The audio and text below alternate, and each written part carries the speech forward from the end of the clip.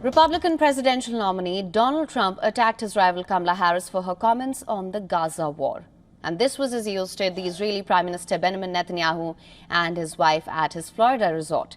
Netanyahu's meeting with Trump was notable in contrast to his meeting with Harris the previous day, in which the vice president told Netanyahu to seal a Gaza peace deal and in fact insisted that she would not be silent on the situation in the Palestinian enclave. Trump criticized Harris for voicing concern about the toll on Palestinian civilians as a result of Israel's 9-month-long campaign in Gaza. He said, and I'm quoting here, "I think her remarks were disrespectful." Listen to this. No, I have no remarks. She's a radical left person. San Francisco, destroyed San Francisco. She's really a destroyer. She doesn't know how to build. And I think her remarks were disrespectful. They weren't very nice, pertaining to Israel. I actually don't know how a person who's Jewish can vote for her, but that's up to them. But she was certainly disrespectful to Israel, in my opinion. Reporters were allowed into the meeting briefly when they asked him what United States' working relationship with Israel would look like if he makes a comeback. Trump said that he will see how it goes. And this comes in sharp contrast to what Biden and Harris's administration believed would happen if Trump was to come back. They'd said that it could lead to a third world war.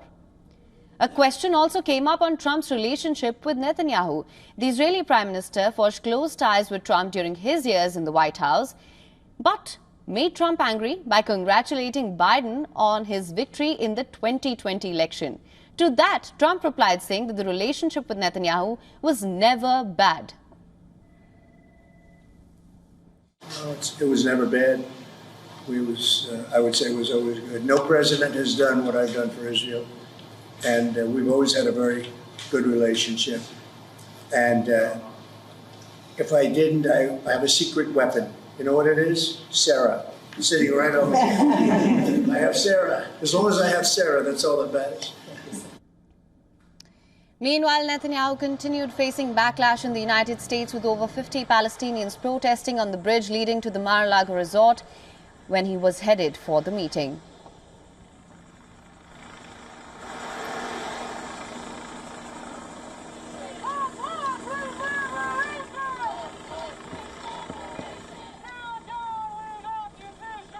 Now, for more on this, our correspondent Susan Teherani had sent us this report earlier from New York. Listen to this.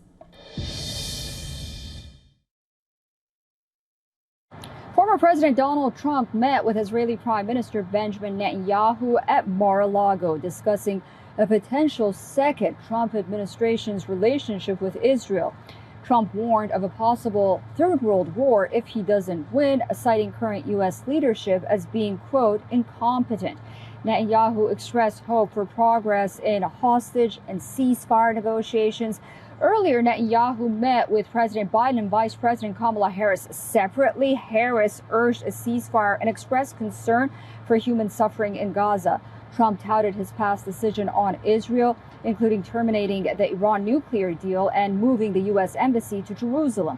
The meeting comes amid ongoing conflict in Gaza and diplomatic efforts to secure a ceasefire. Susan Teherani reporting from New York for WION World is One.